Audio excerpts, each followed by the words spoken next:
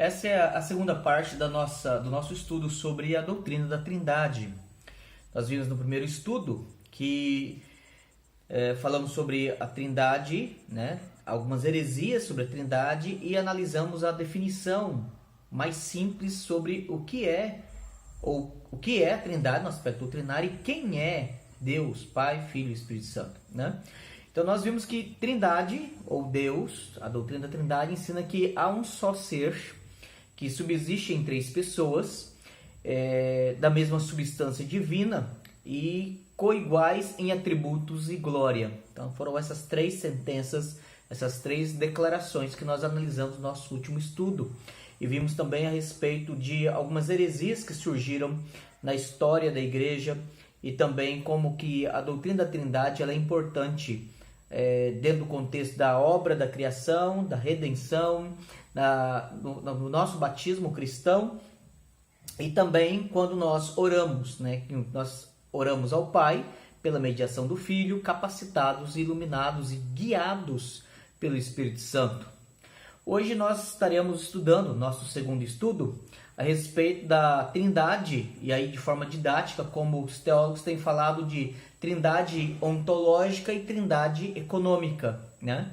E veremos Trindade no Antigo Testamento e Trindade no Novo. Bom, sem delongas, né, sem a gente poder, para sermos bem objetivo, quando se fala de Trindade ontológica e Trindade econômica, obviamente isso é uma forma didática que os teólogos encontraram para abordar a doutrina da Escritura. Quando se fala de ontologia, tem a ver com a essência do ser. Então, quando falamos de Trindade ontológica, estamos falando daquilo que Deus é em si mesmo. Ele é, né? Ele é Pai, Filho e Espírito Santo. Ele é Deus em sua essência. Ele é coigual nas três pessoas. Lembrando que cada pessoa é uma autoconsciência. O eu Pai, o eu Filho e o eu Espírito Santo.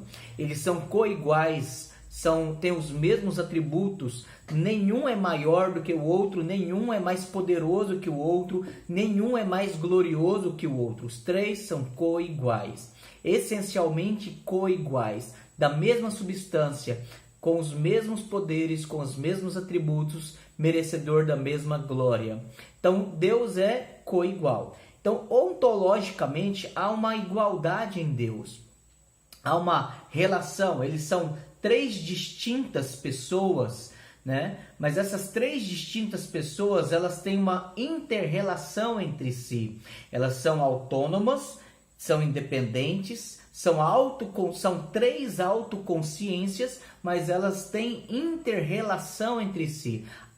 Desde toda a eternidade, antes de Deus criar qualquer coisa, Deus e somente Deus existia. Ninguém além de Deus era. Então, o fato de Deus estar somente em si mesmo e nada além dele é o que às vezes os teólogos chamam de opera intra, ou seja, o que Deus fazia em si mesmo, né? Certa vez um desocupado, né, um herege, curioso, um herege, resolveu questionar, confrontando a doutrina da Trindade. Ele resolveu então abordar o Agostinho, né? Aurélio Agostinho, vulgo Santo Agostinho, e perguntou para Agostinho: Agostinho, o que Deus fazia quando antes de criar, né? Ele estava à toa? E aí a resposta de Agostinho, muito perspicaz, diz assim: ele estava projetando o inferno para o cara que fosse fazer essa pergunta, né? Bom, o fato é que Deus sempre trabalha, Deus sempre age, Deus ele é movimento, né? E, na verdade, Deus, antes da fundação do mundo, ele executava o que os teólogos chamam de ópera intra, ou as obras internas. Deus relacionava consigo mesmo, Deus amava a si mesmo, Deus louvava a si mesmo, Deus falava consigo mesmo, Pai, Filho, Espírito Santo, numa eterna e intra-relação, numa relação pericorese, ou seja, numa relação em que eles têm comunhão perfeita, sem mistura, em que eles não perdem a sua identidade individual, sua personalidade ou sua autoconsciência, pelo contrário, há uma relação eterna e de perfeita harmonia e união entre eles sem mistura. Então eles são três pessoas e sempre existiram assim. Então essa ópera intra, né? Ou seja, Deus relacionando consigo mesmo, amando a si mesmo, exercendo seus atributos entre si e tendo alegria em si mesmo. O que é chamado de ópera extra, ou as obras fora de si, foi o plano eterno, ou chamado decreto, a criação, a queda, redenção, a providência e a consumação. Então tudo estava sendo planejado por Deus quando Ele agora chama a existência pelo poder da sua palavra, pela ação do verbo, o Filho, o mediador de todas as coisas. Então aí todas as coisas começam a existir. Bom, mas isto é ópera extra, aquilo que Deus faz fora de si mesmo.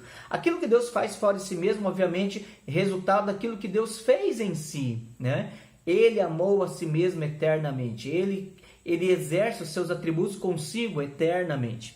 Nesse aspecto, quando Deus agora ele vai realizar as obras extras, as obras fora de si, aí onde que os teólogos chamam isso de trindade econômica, ou seja, o modo como Deus administra a casa, né? Como Deus administra a família. E aí sim, todo o decreto, os eleitos de Deus são escolhidos pelo Pai. Deus então fez o que é chamado de pacto da redenção, né? No pacto da redenção, o Pai exige uma obediência perfeita do Filho, e nessa obediência perfeita, Deus haveria de dar uma recompensa para ele, os eleitos, a igreja, o povo escolhido. O Filho então seria o merecedor, o mediador, o noivo deste povo, que seria então chamado, regenerado e habitado pelo Espírito Santo, e seria então propriedade garantida pelo Espírito Santo até o resgate no dia do juízo, consumando toda a obra da redenção e da providência de Deus. Esta obra, então, é chamada de trindade econômica. Aqueles que o Pai escolheu, o plano que o Pai estabeleceu, o Filho chamou à existência porque Ele é o Verbo de Deus, Ele é o mediador de todas as coisas. O Espírito então flui vida em tudo aquilo que o Filho chama à existência pela vontade do Pai. E na redenção, aqueles que são escolhidos pelo Pai são mediados pelo Filho, são merecidos pelo Filho e são regenerados e habitados pelo Espírito. Então há uma relação trinitária em todas as obras, quer na criação, quer na redenção, quer na consumação. Isso é chamado de trindade econômica, porque uma obra está subordinada à outra. E aí observe bem, não existe subordinação essencial. Em outras palavras, o Pai não é maior do que o Filho e o Filho não é maior do que o Espírito Santo. Eles são coiguais. Mas na obra em que eles realizam, a obra é subordinada, a obra é subordinada por desdobramento, ou seja, a obra de um depende da obra do outro. O Filho somente veio porque o Pai decretou que isto foi assim. O Filho veio cumprir a vontade do Pai. O Espírito Santo somente viria após a consumação da obra do Filho. E o Filho então enviaria o Espírito Santo para a habitação da igreja. Uma obra desdobrando a outra. Já me perguntaram se é errado falar primeira, segunda e terceira pessoa da Trindade. Eu creio que não, por dois motivos. Primeiro, porque esta ordem ela é usada pelas Escrituras: Pai, Filho, Espírito Santo. E batizareis em nomes do Pai, do Filho e do Espírito Santo. Então, na forma trinitária, há uma sugestão quanto a isso. Na obra da redenção, esta sequência econômica também é estabelecida. O Pai decreta, o Filho redime, o Filho é o mediador e o resgatador, aquele que é o redentor, e o Espírito Santo é quem aplica e garante a eficácia da obra do Filho. Então nós vemos uma ordem sequenciada. elas estão subordinadas uma à outra, mas com isso não significa que uma é maior do que a outra, é mais importante que a outra. Pelo contrário, é uma subordinação por desdobramento e por complementação de um plano estabelecido na eternidade, de um decreto previamente estabelecido pelo Pai, Filho e Espírito Santo, quando eles estabeleceram o pacto da redenção antes de chamar à existência qualquer coisa. Então isso é o que se chama de trindade econômica e trindade ontológica. A trindade ontológica tem a ver com aquilo que Deus é. A trindade econômica tem a ver com aquilo que Deus faz. Então não há algo que é melhor no Pai do que no Filho, ou melhor no Filho do que no Espírito e no Pai. Eles são coiguais. A obra que eles realizam também não é uma questão de ser uma obra melhor e mais importante, mas elas se subordinam por uma questão de desdobramento e complementação. A obra do Filho desdobra da obra do Pai e a obra do Espírito desdobra da obra do Filho. E elas se complementam. Há uma harmonia necessária entre as obras das três pessoas da Trindade, do Pai, do Filho e do Espírito Santo. Por isso que não há nenhum problema em referir-se à primeira, segunda e terceira pessoa da Trindade. Entendendo sempre que não é uma questão de supremacia ou superioridade essencial, mas apenas daquilo que se opera ou das obras de cada uma delas, de cada uma das pessoas da Trindade. Bom, isso é trindade econômica, trindade ontológica. Mas a pergunta é, no Antigo Testamento nós podemos encontrar a trindade? A resposta é sim. São 39 livros no Antigo Testamento e todos os autores do Antigo Testamento, eles fazem menção ao Pai, ao Filho e ao Espírito Santo. A menção ao Pai é a mais fácil de ser identificada no Antigo Testamento. Se você deseja estudar a respeito de como pregar ou estudar ou analisar a presença, a manifestação do Filho, da segunda pessoa da Trindade no Antigo Testamento, eu recomendo a leitura de um livro de Sidney Gradaunius chamado Pregando Cristo no Antigo Testamento. Ele dá algumas dicas estruturais importantíssimas para nós percebermos Cristo no Antigo Testamento. Mas vamos por parte. Quando nós falamos de Deus no Antigo Testamento, comecemos então com Gênesis capítulo 1, verso 26, onde a palavra de Deus ela diz assim: Também disse Deus, façamos o homem à nossa imagem, conforme a nossa semelhança, tenha ele domínio sobre os peixes do mar, sobre as aves do céu, sobre os animais domésticos, sobre toda a terra e sobre todos os répteis que rastejam pela terra.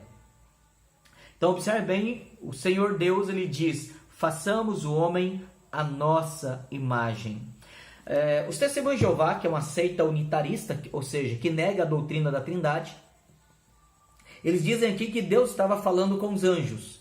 Isso é um problema muito sério, aceitar essa afirmação, que Deus seria somente o Pai e o Pai estaria falando com os anjos. O problema dessa afirmação é que nós teríamos que então aceitar que os anjos são co-criadores da humanidade junto com Deus e que os homens são também imagem não só de Deus, mas também dos anjos, o que seria uma heresia, porque a Bíblia em nenhum momento aponta para isso. A Bíblia sempre diz que a criação do homem é um ato de Deus e o homem é imagem exclusivamente de Deus, não dos anjos. Mas o texto diz, façamos o homem à nossa imagem e semelhança. Quem estava falando isso? Mais de uma pessoa. Então nós temos o Pai, o Filho e o Espírito Santo fazendo essa declaração. Quando nós vamos para Gênesis capítulo 11, verso 7, nós também encontramos lá na Torre de Babel, Deus, então manifestando o seu juízo contra a humanidade e dizendo o seguinte, sentenciando da seguinte forma, vinde, desçamos, Gênesis 11, verso 7. Vinde, desçamos e confundamos ali a sua linguagem, para que um não entenda a linguagem do outro. Então nós vemos aqui novamente Deus falando consigo mesmo para realizar algo em relação à humanidade. Vinde, desçamos e façamos. O verbo sempre está na primeira pessoa do plural. há mais de uma pessoa agindo aqui na proposição. Então nós temos sim Deus sendo mencionado. Outra observação que nós temos é que Jesus, ele está presente no Antigo Testamento. A segunda pessoa da Trindade está presente sempre no Antigo Testamento. E aí, novamente, eu faço menção ao livro do Sidney Downes, Pregando Cristo no Antigo Testamento. Há um outro livro do Gerhard van Groningen, chamado Revelação Messiânica no Antigo Testamento. Um calhamaço um pouco mais grosso, mas de profundo proveito de análise de textos importantíssimos da manifestação, da revelação da segunda pessoa, do Filho de Deus nos textos do Antigo Testamento. E aí nós temos, por exemplo, de Gênesis capítulo 16, verso 7 ao verso 13, quando nós temos então Deus estabelecendo aqui uma aliança com Abraão, e nessa aliança Deus então diz algo poderoso, dizendo então que é o anjo do Senhor falando com Moisés. Diz lá: estabelecerei a minha aliança entre mim e ti e a tua descendência no decurso das suas gerações, aliança perpétua para ser o teu Deus e da tua descendência. Então, o Deus da aliança, o Deus de Abraão, é o anjo da aliança que se manifesta ali para Abraão. O anjo do Senhor fala com ele e ele então está instruindo e estabelecendo aliança com Abraão. Quando nós vamos para Gênesis capítulo 18, do verso 1 ao verso 21, nós temos também aqui o anjo do Senhor aparecendo a Abraão. E o texto diz no verso 1: apareceu o Senhor. Olhem só que interessante. Apareceu Yahvé, apareceu o Senhor a Abraão nos carvalhais de Manre, quando ele estava sentado à entrada da tenda no maior calor do dia. Isso lá por volta do meio-dia. E detalhe, apareceu ali ele, o Senhor, e mais 2 anjos. E eles assumiram uma forma humana, não é encarnação, mas apenas uma forma humana. Mas uma forma humana tal que eles poderiam andar, poderiam ser tocados e eles poderiam comer, né? Tanto é que eles foram ao encontro de Abraão e Abraão, verso 4, traga-se um pouco de água, lavai os pés e repousai debaixo desta árvore. Trarei um bocado de pão, refazei as vossas forças, visto que chegastes até teu servo, depois seguireis adiante, né? E observe bem, verso 8, tomou também coalhada e leite e o novilho que mandara preparar, e pôs tudo diante deles, e permaneceu de pé junto a eles debaixo da árvore, e eles comeram, né? Observe bem que o texto aqui nos mostra que o anjo do Senhor, o próprio Senhor, que é chamado também de o Senhor, ele aceita adoração, ele aceita homenagem, ele aceita, e ele então tinha aqui que os teólogos chamam de antropomorfia, ou seja, Deus havia assumido uma forma humana, né? O próprio Cristo havia assumido, ele como mediador de Deus e os homens, ele desce para falar com Abraão. Mas ainda no capítulo 19, do verso 1 ao verso 18, até o verso 28, este mesmo anjo do Senhor continua falando e orientando Ló, para que Ló fugisse e que Ló não se visse ali destruído também naquele lugar. Se nós formos para Zacarias capítulo 3,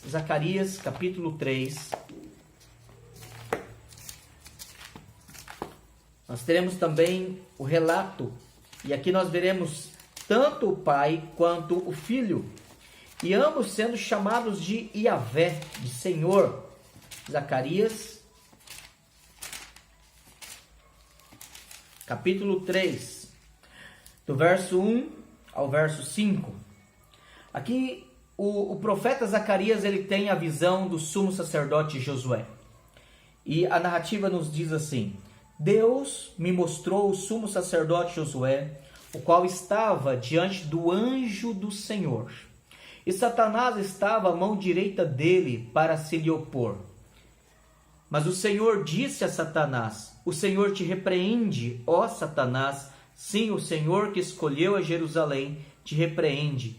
Não é este um tição tirado do fogo? Ora, Josué, trajado de vestes sujas, estava diante do anjo.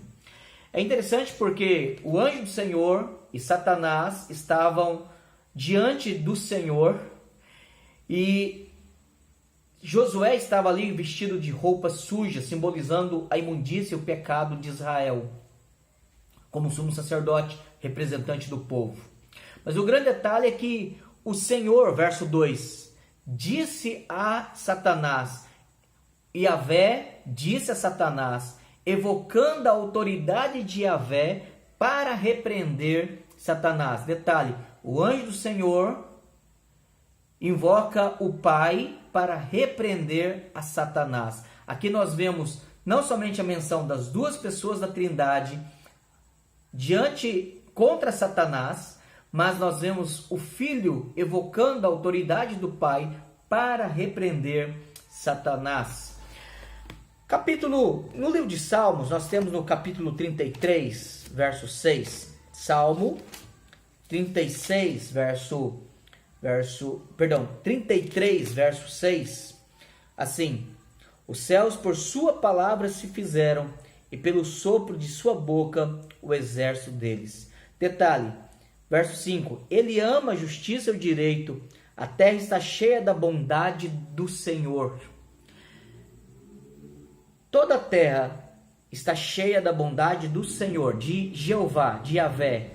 E aí o verso 6 diz, os céus por sua palavra, pela palavra de Yahvé, e pelo sopro de sua boca foi formado. E a grande pergunta é, quem foi que formou todas as coisas pelo sopro de sua boca? Se nós formos lá para o Evangelho de João, capítulo 1, Evangelho de João, capítulo 1, nós temos então a afirmação: no princípio era o Verbo, e o Verbo estava com Deus, e o Verbo era Deus. Ele estava no princípio com Deus. Todas as coisas foram feitas por intermédio dele, e sem ele nada do que foi feito se fez. A vida estava nele, e a vida era a luz dos homens. Então ele, por meio dele, foram feitas todas as coisas. Salmista diz que ele é o Senhor, Yahvé, e que pelo poder da sua palavra vieram à existência todas as coisas. Salmo 33, verso 6. No Salmo 45, versos 6 e 7, Salmo 45, versos 6 e 7 diz assim: o teu trono, ó Deus, é para todo sempre. Cetro de equidade é o cetro do teu reino. Amas a justiça e odeias a iniquidade. Por isso Deus, o teu Deus, te ungiu. Deus ungiu Deus com óleo de alegria, como a nenhum dos teus companheiros. Então, ele que está sentado no trono, reinando, Cristo, então, ama a justiça, Cristo odeia a iniquidade, por isso Deus, o teu Deus, te ungiu para que ele então pudesse. Então Deus, o Pai, ungiu o Filho para que ele continuasse reinando e tivesse então óleo de alegria sobre si. Óleo que também, lembrando, símbolo do Espírito Santo. Salmo 110 ainda. Salmo 110. A palavra de Deus ela ainda nos fala a respeito do Pai e do Filho. E diz assim: disse o Senhor ao meu Senhor: assenta-te à minha direita, até que eu ponha os teus inimigos debaixo dos teus pés. E o Novo Testamento interpreta esse texto aqui, citando inclusive ipsis literis, dizendo: aqui não é Davi, porque Davi morreu, ele não teve um trono eterno, mas o Filho de Deus, Jesus, é aquele que foi entronizado pelo Pai. Então nós vemos sim o Filho do Senhor, o anjo do Senhor, presente em todo o Antigo Testamento. Inclusive nós vemos de forma declarada, direta, em Malaquias, no capítulo 3, do verso 1 ao verso 5, mais especificamente no verso 1, diz que é uma profecia a respeito da vinda de João Batista, que preparava o caminho para o Senhor Jesus, dizendo assim: Eis que eu envio o meu mensageiro, que preparará o caminho diante de mim. De repente virá ao seu templo o Senhor, a quem vós buscais, o anjo da aliança. Então, ele é o Senhor, o anjo da aliança, se referindo a Cristo, a quem vós desejais, eis que ele vem, diz o Senhor dos exércitos. Ele enviará aquele que preparará o caminho, João Batista, ele enviaria, né? Já enviou. E ele enviaria também o anjo do Senhor, o anjo da aliança, o Senhor, que seria o nosso Salvador Jesus. Então nós temos no Antigo Testamento vários textos apontando para o Pai, para o Filho e também para o Espírito Santo. Desde lá do capítulo 1 de Gênesis, novamente, voltando para lá, o verso 2, e curiosamente, das três pessoas da Trindade, a primeira a ser citada textualmente nas Escrituras é o Espírito Santo. E ele diz, a Escritura diz: a terra, porém, estava sem forma e vazia. Havia trevas sobre a face do abismo, e o Espírito de Deus pairava sobre as águas. Então nós temos aqui a menção do Espírito Santo no livro de Números, capítulo 11. Números, capítulo 11, quando Deus institui o governo através dos anciãos, através dos presbíteros, dos homens maduros. A palavra de Deus diz assim para Moisés. Deus diz para Moisés. Números 11, verso 16 e 17. Disse o Senhor a Moisés: ajunta-me 70 homens dos anciãos de Israel, que sabe seres anciãos e superintendentes do povo, e os trarás perante a tenda da congregação para que assistam ali contigo. Então descerei e ali falarei contigo, tirarei do Espírito que está sobre ti, e o porei sobre eles, e contigo levarão a carga do povo, para que não a leves tu somente. E observe bem no verso 25. Então o Senhor desceu na nuvem e lhe falou, e tirando do Espírito que estava sobre ele, Moisés, o pôs sobre aqueles 70 anciãos. Quando o Espírito repousou sobre eles, profetizaram, mas depois nunca mais. Mas o Espírito continuou agindo ainda sobre Eldade e Medade.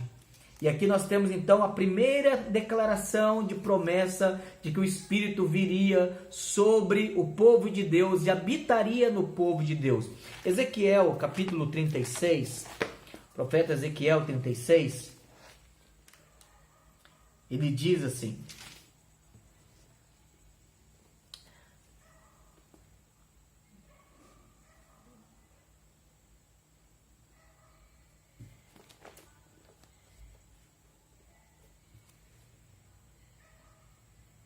verso 24 ao verso 27.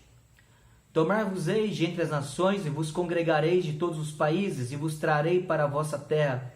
Então aspergirei água pura sobre vós, e ficareis purificados de todas as vossas imundícias, e de todos os vossos ídolos vos purificarei. Dar-vos-ei coração novo, e porei dentre vós espírito novo. Falando aqui da regeneração e da conversão. Tirarei de vós o coração de pedra, e vos darei coração de carne. Aí verso 27. Porei dentro de vós o meu espírito, e farei que andeis nos meus estatutos, guardeis os meus juízos e os observeis. Então nós temos a promessa da habitação do Espírito, que é reforçada lá em Joel capítulo 2.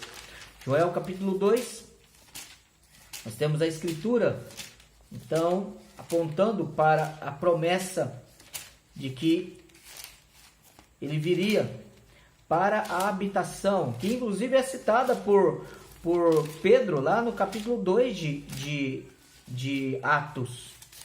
Então, Joel capítulo 2.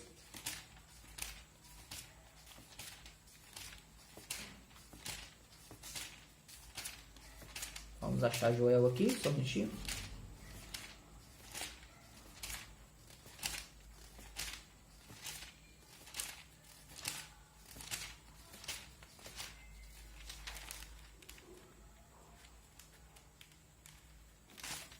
Joel 2.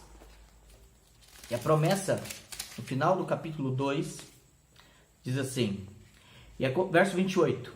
E acontecerá depois que derramarei o meu espírito sobre toda a carne, vossos filhos e vossas filhas profetizarão, vossos velhos sonharão e vossos jovens terão visões.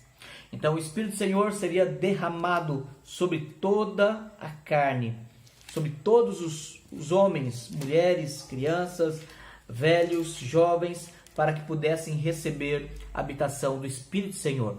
Então você tem no Antigo Testamento a menção do Pai, do Filho e do Espírito Santo, por vezes juntos, por vezes um falando com o outro, por vezes eles falando entre si, mas a doutrina da Trindade está presente em todo o Antigo Testamento. No Novo Testamento, o assunto é bem mais fácil. No Novo Testamento, por exemplo, nós temos em Mateus capítulo 3, o batismo de Jesus. Evangelho de Mateus capítulo 3, verso 16 e 17, dizendo assim: Batizado Jesus, saiu logo da água, e eis que se lhe abriram os céus, e viu o Espírito de Deus descendo como pomba, vindo sobre ele, e eis uma voz dos céus que dizia: Este é o meu Filho amado, em quem me comprazo. Então você vê aqui não somente a menção da manifestação das três pessoas da Trindade, mas inclusive o Pai falando a respeito do Filho. Nós temos também em Mateus capítulo 28, quando o Senhor Jesus encerra o seu ministério e antes de subir assunto aos céus, ele diz no verso 19, Mateus 28, 19: Ide, portanto, fazei discípulos de todas as nações, batizando-os em nome do Pai e do Filho e do Espírito Santo. Então nós temos aqui a ordem da fórmula batismal, em que a autoridade do Pai, Filho e Espírito Santo devem ser invocados como selo da aliança sobre aqueles que pertencem à aliança. Nós temos também ainda 1 Coríntios capítulo 12. 1 Coríntios capítulo 12. 1 Coríntios 12, verso 4 a 6. Ora, os dons são diversos, mas o Espírito é o mesmo. E também há diversidade nos serviços, mas o Senhor é o mesmo. E há diversidade nas realizações, mas o mesmo Deus é quem opera em tudo. A manifestação do Espírito é concedida a cada um, visando a um fim proveitoso. Então as três pessoas da Trindade são novamente mencionadas na distribuição, na capacitação e no direcionamento dos dons. Também temos 2 Coríntios 13, 13. 2 Coríntios 13, 13. A graça do Senhor Jesus, o amor de Deus e a comunhão do Espírito Santo sejam com todos vós. Aqui nós temos a bênção apostólica, mencionando o Filho, o Pai e o Espírito Santo. Ainda temos 1 Pedro, capítulo 1. 1 Pedro, capítulo 1, verso 2. Eleito segundo a presciência de Deus Pai, em santificação do Espírito, para a obediência e a aspersão do sangue de Jesus Cristo, graça e paz vos sejam multiplicadas. 1 João 5, verso 7. 1 João 5, verso 7. Pois há três que dão testemunho no céu: o Pai, a Palavra e o Espírito Santo, e estes três são um. Então, toda a Bíblia, tanto o Antigo, já finalizando, né? Então, toda a Bíblia, quanto o Antigo ou o Novo Testamento, menciona o Pai, o Filho e o Espírito Santo. Por vezes eles se relacionando entre si, ou um falando com o outro, ou um determinando, né? Estabelecendo ali o lugar, o papel do outro, segundo decisão do pacto da redenção. Então nós temos aquilo que os teólogos costumam chamar de trindade ontológica, que tem a ver com a trindade no seu ser, na sua essência. A trindade econômica, ou seja, o estudo das obras da trindade, do Pai, do Filho e do Espírito Santo. Essas obras elas são subordinadas, mas elas não são subordinadas em importância ou essência, mas por desdobramento e complementação. E nós temos então a prova escriturística, tanto no Antigo quanto no Novo, de que toda a Escritura ensina que Deus é um ser que existe em três pessoas, ele possui a mesma essência divina e são coiguais. Cada pessoa é igual em atributo e glória uma com a outra. Que você possa guardar essa doutrina no seu coração, firmar sua convicção nela, e que ao adorar o Pai por meio do Filho, capacitado pelo Espírito Santo, nós sempre lembremos que toda a Trindade, glória, gloriosa, santa, excelsa, inaudita Trindade, merece toda honra, todo louvor e toda glória. No nome do mediador que nos faz conhecê-lo. Amém.